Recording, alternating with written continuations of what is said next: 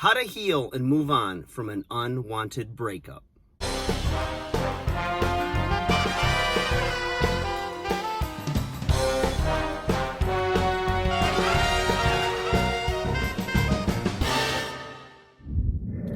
Hey guys, welcome back to 5nothing100nothing.com. Too much gum in my mouth. I am Fuck It. And that stands for the fittest underdog guru using intelligent tactics. Guys, today I want to talk to you about healing, moving on in a healthy way from an unwanted breakup, okay? One time or another, most people go through this. Somebody will break your heart. You didn't want it. You wanted to work on the relationship. You wanted to save the relationship. This is primarily for those that were dating, boyfriend, girlfriend, maybe a marriage, without children, without financial ties, where you actually break up from this person, or this person breaks up from you rather, and there is nothing really tying you together. So if you have a 2-year-old kid and your wife asks for a divorce and you get the divorce, well, you're still going to be in her life in some way, shape, or form because of either spousal support, child support, visitation of the kid, or kids, and, all of the decisions that go along with this child's life until they're at least 18 years old. So not talking to you guys about this, but basically talking about those that it's a breakup and it was, maybe, they left your place, you left theirs, whatever, but you don't have any ties now that you would have to see this person in your life. So when somebody breaks up with you, it feels horrible when you didn't want it, because you had trust, you had connection on some level, and you wanted to still be with them and still wanted to work on the relationship. And they have taken control, seemingly, of your happiness, right? And it's terrible. And the thing you want the most in the moment, the thing that you think you need the most in the moment is to have that person back.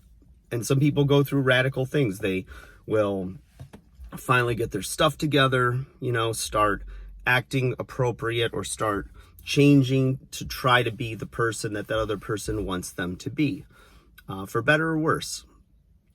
And, it just doesn't seem like anything will work. Maybe this has been visited a few times and it just wasn't, you just either didn't make the changes, or you just could not agree on the terms that were going to save the relationship. And maybe, who knows, maybe they found somebody else and just didn't want to hurt your feelings.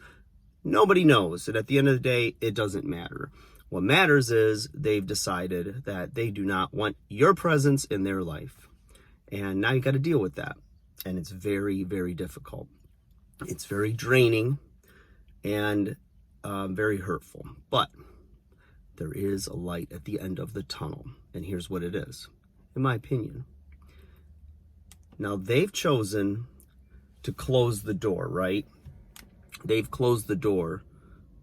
But the thing that you can do to regain your control is you can lock the door. So when a door is shut, it's closure, but it's not locked yet. That's for you to decide. So you can have some power. You can have some control by locking the door.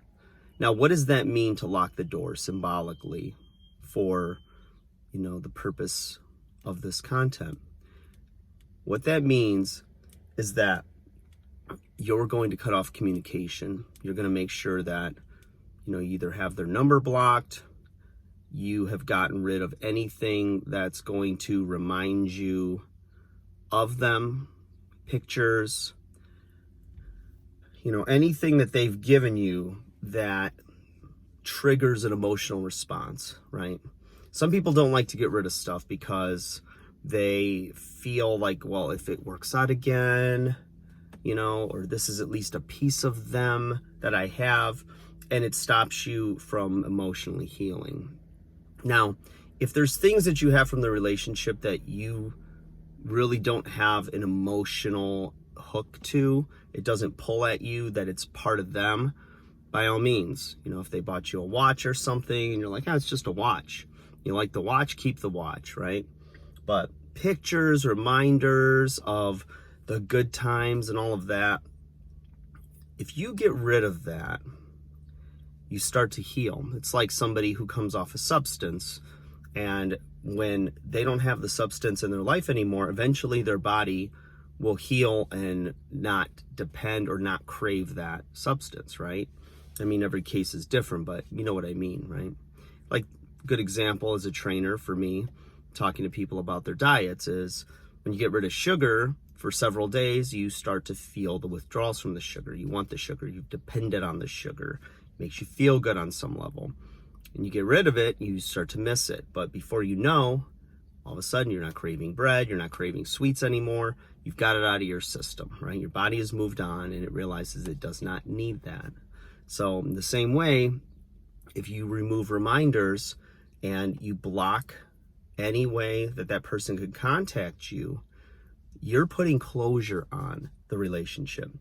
It's giving you back a little bit of power that you were not able to have in the negotiating of this relationship, either continuing or ending. So that is the start of the healing process, when you take back your personal power and you really start to internalize and believe and realize that you don't have to wait on anybody. You don't have to, and you shouldn't want to be with somebody who does not want to be with you. You want somebody that wants you, doesn't want to lose you, and will work their butt off to save and salvage a relationship. So they're doing you a favor, even though it doesn't feel like it right now. When you heal and you grow and you move on to that next relationship, you'll see in hindsight, you'll look back and go, yeah, I could see why it didn't work now. Maybe there's things about your character or about that relationship, whatever, that did not bring out the best in you. Doesn't mean you're a bad person. It just means in that situation, that time in your life, you were not ready for somebody. And maybe it was you were ready for somebody, but not that particular person. And it could be said for them as well. So a lot to consider there, guys. But remember, they can shut the door, but you can turn the lock. When you take that key, you throw that away with the pictures, all the memorabilia of yesterday, whether it's store it away, whatever it's going to do, whatever you need to do to heal and forget about this person, that you can move on with your life, because the clock, the hands of life, all of it, it's wound once, and no man knows how long he or she has on this earth. So you got to make the best of it. Make the best of the situation. Take back your happiness. Take back control. Like, share, subscribe.